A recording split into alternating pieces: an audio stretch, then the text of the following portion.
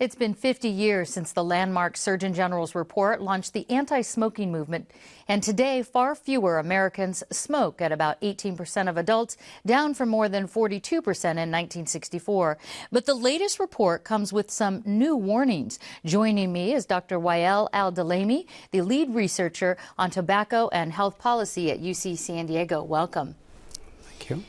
Now, this new report suggests that smoking is more harmful than we thought. It contains an expansive new list of illnesses that are linked to cigarette smoking. What are some of those illnesses? Well, these illnesses, we had kind of earlier evidence that they do exist, but now there's more sufficient evidence mounting to the degree that it kind of made it to the report.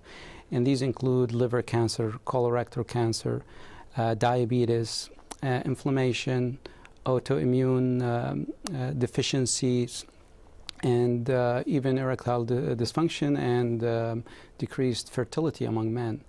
And these are now, there's strong evidence behind them. And even for secondhand smoke, it has been now shown to be related to stroke.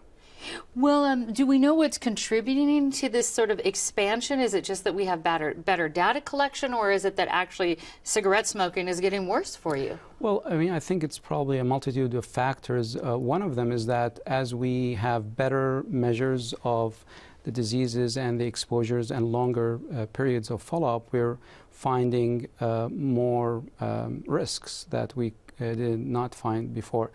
But also, the report kind of addresses that by suggesting it could be to the manufacturing of cigarettes, that tobacco industry is producing cigarettes that are more lethal. I see. The Surgeon General's report, for what I could garner from it, and most people are saying, didn't rule whether or not the e-cigarettes or electronic or vapor cigarettes are super bad or super good, and actually hinted at the fact that it might help people quit. What's your take on electronic cigarettes? I think the electronic cigarettes is a very controversial issue, but there's a clear consensus that it is too risky to put it out in the market and support it as public health professionals because of many reasons. One of them is that there are about 250 brands out there with different, no control on the quality, and there are no real studies to show that the benefit outweigh its risk. The main risk is that introducing cigarettes to youth or those who wouldn't have smoked the combustion cigarettes but find the e-cigarettes a trendy thing, and then there's the risk that they might then kind of move into the actual cigarettes.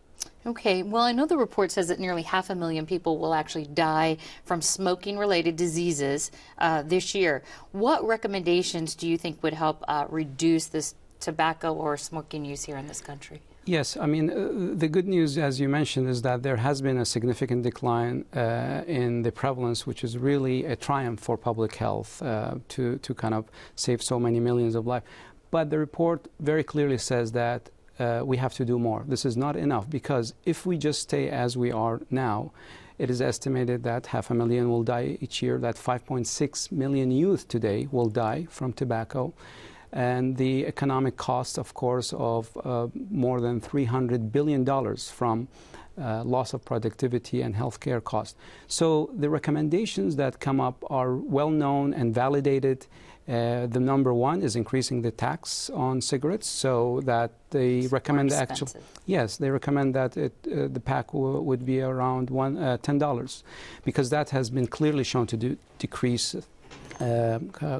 consumption. Okay, well, I have to leave it there and tell folks there's a lot more on our website, kpbs.org. Dr. Al-Dalemi, thanks so much for the update. Thank you.